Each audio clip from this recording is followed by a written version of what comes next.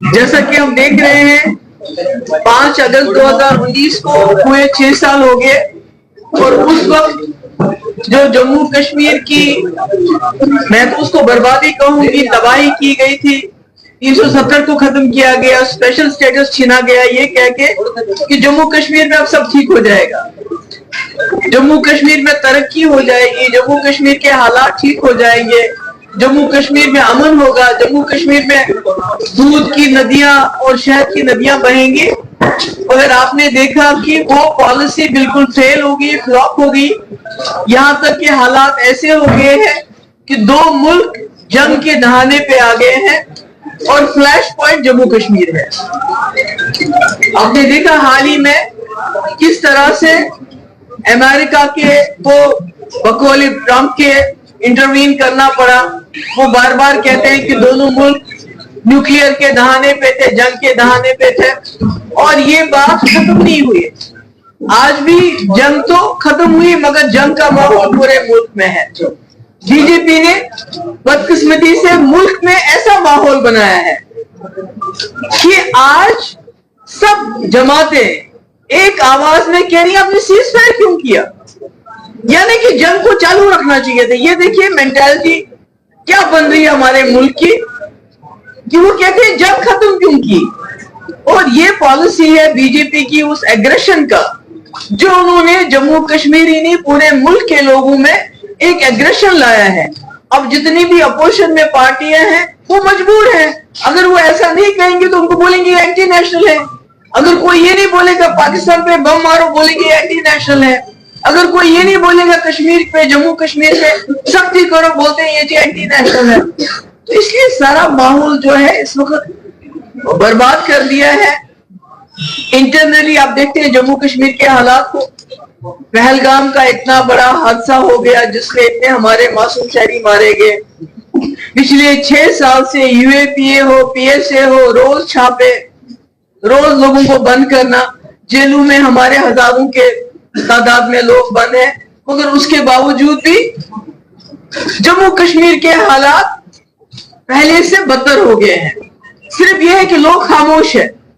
پہلے لوگ خاموش نہیں ہوتے تھے سڑکوں پہ آتے تھے بات کرتے تھے مگر آج لوگ باہر سے تو خاموش ہے مگر اندر سے لاوا پک رہا ہے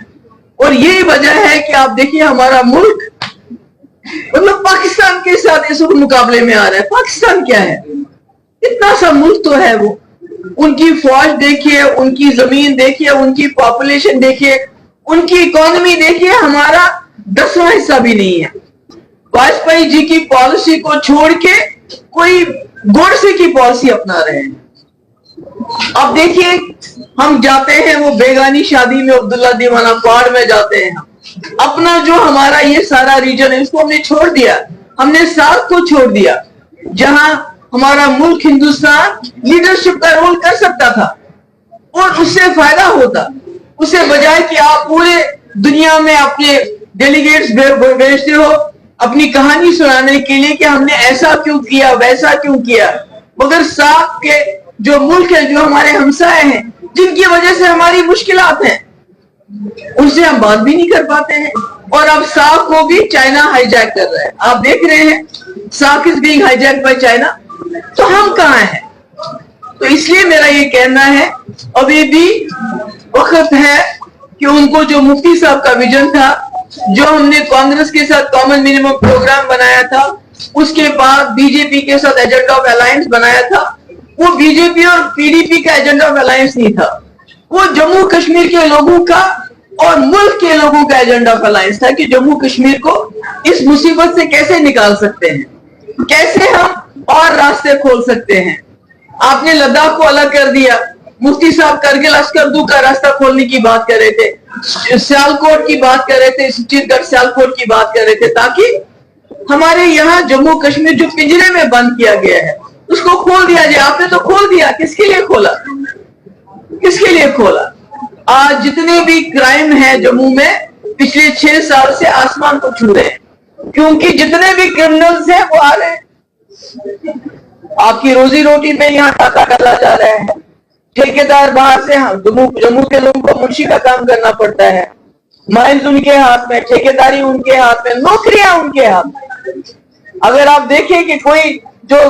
गरीब बच्चा पढ़ लिख के उसको नहीं मिलती है नौकरी, बाहर से कोई आ गया उसको भी मिलती है, उसी को मिल रही है। तो अगर देखा जाए हर हिसाब से जम्मू कश्मीर और पीछे हो गया। तो मेरी बहुत बाना गुजारिश है इस पर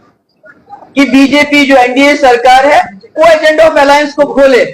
वो देखे कि जम्मू कश्मीर को इस मुसीबत से बाहर निकालने का क्या रास्ता है, पाकिस्तान को सीधे रास्ते पे लाने का क्या रास्ता है। मुझे याद है जब वाजपेयी जी लाहौर गए थे तो वहां मुशर्रफ ने उनसे कहा था यूनाइटेड नेशन रेजोल्यूशन को छोड़ दीजिए, जो जम्मू कश्मीर के लोग खुशी से खुश रहेंगे, हिंदुस्तान के लोग खुश रहेंगे, पाकिस्तान के लोग भी आमादा हो जाएंगे, आप वो कर लीजिए। तो आज भी मुझे लगता है उसी पॉलिसी की जरूरत है, रास्ते खोलने की जरूरत है। हमारे यहाँ बिजली का वादा किया गया था, बिजली मुफ्त देके मैंने देखा जम्मू में गर्मी में क्या हाल हो रहा है, बिजली की फीस कितनी ज्यादा हो रही है, बेरोजगारी कितनी है, ड्रग एडिक्शन कितनी है। अब तो पहले कश्मीर में तो मारते ही थे और यहाँ भी आप ड्रग के नाम पे लोगों को मारा जाता है। भी हमारा एक हिंदू बच्चा उसको बड़ा गरीब है, मुझे नहीं मालूम था उसका ड्रग के साथ कोई लेना देना था, मगर गोली मारना तो कोई जवाब नहीं देता। इसलिए मैं यही कहना चाहती हूँ कि बीजेपी ने कांग्रेस के साथ जब सरकार बनाई तो एक कॉमन मिनिमम प्रोग्राम बनाया जिसपे अमल हुआ। उसके बाद जब बीजेपी के साथ बनाई तो जो भी हमने उसमें रखा है, अब मैं तो एजेंडा ऑफ अलायंस के सब बातें नहीं बता सकती, ये तो बड़ा लंबा है कि एस्पा को कैसे रिव्यू करना चाहिए और रास्ते कैसे खोलना चाहिए, पावर प्रोजेक्ट कैसे ट्रांसफर होना चाहिए, हीलिंग टच कैसे होना चाहिए। ये खाली पीडीपी की बात नहीं, ये सारी पॉइंट्स बाय पॉइंट जो यूपीए सरकार में 7 वर्किंग ग्रुप बने थे रसगोत्रा की, उसमें बहुत सारे मुझे नाम भी याद है जिसमें सारी पार्टी थी, उन्होंने एंडोर्स किया है मुफ्ती साहब के विजन को। मैं कहती हूँ बीजेपी वालों को, एनडीए वालों को, इससे पहले कि आप कोई और बर्बादी करने के बारे में सोच रहे हो, क्योंकि आज उनको ये एहसास हो गया है कि कश्मीर में 6 साल सख्ती करने के बावजूद, लोगों को जेलों में डालने के बावजूद कश्मीर न सिर्फ जू का तू है बल्कि इंटरनेशनल लेवल पे, हम तो चाहते थे पहलगाम की दहशतगर्दी इंटरनेशनलाइज हो जाए, मगर उसकी बात किसी ने नहीं की। कश्मीर की बात हुई, सीज फायर की बात हुई, पाकिस्तान की बात हो रही कि पाकिस्तान ने क्या किया जंग में, कितने जहाज गिराए, क्या हुई, इंटरनेशनली बात चल रही है, मगर हमारी जो बात है वो जो असली बात है वो नहीं हो। तो इसलिए मैं उम्मीद करती हूँ कि जो दिल्ली की सरकार है वो एजेंडा ऑफ अलायंस निकालेगी। अगर उनको ये डर है कि एजेंडा ऑफ अलायंस जो है कोई पीडीपी का, ये हमारा अकेला डॉक्यूमेंट नहीं है, ये डॉक्टर मनमोहन सिंह के वक्त में जो 7 वर्किंग ग्रुप बने थे, हर मामले पे, रोड्स पे, गवर्नेंस पे, ह्यूमन राइट्स पे, रास्ते खोलने पे, ये सब उसकी कॉपी है। उनको उसी पे अमल करना चाहिए, बजाय इसके वो खुदा ना खासा कोई और कांड करे जैसे 5 अगस्त 2019। क्योंकि देखिए टूरिज्म हमारे पास था, वो भी मिलिटराइज हो गया। अगर आप देखेंगे कश्मीर में जो भी जगह हैं टूरिस्ट की, इतनी आप देखेंगे वहां सिक्योरिटी। अमरनाथ यात्रा जिसका हम बचपन में इंतजार करते थे और जाके फिर साधुओं के साथ अलग अलग बात करते थे, कभी हाथ दिखाते थे, अच्छा लगता था हमें। आज अमरनाथ यात्रा भी मिलिटराइज हो गई है, वहां से मक्खी नहीं जा सकती है। तो आप क्या कह रहे हैं जम्मू कश्मीर के साथ? अब कितना वोट लेंगे आप जम्मू कश्मीर को तबाह बर्बाद करके? अब तो उससे भी काम नहीं चलता। अगर काम चल रहा होता तो आपको वोट की, जैसे राहुल जी भी कह रहे हैं कि ये वोटों की चोरी करते हैं, गलत नाम डालते हैं, फिर तो आपको उसकी जरूरत नहीं पड़ती। यानी वो भी अब लोग थक चुके हैं, पक चुके हैं जम्मू कश्मीर और जंगी माहौल से। और मुझे लगता है कि हमारा मुल्क इतना बड़ा मुल्क है, इतना इकोनॉमिकली हम, इतनी हमारी आबादी है, जवानों की आबादी है, पर बेरोजगारी सबसे ज्यादा, जीडीपी हमारी चीन से बहुत पीछे, हमारी ग्रोथ बहुत पीछे। तो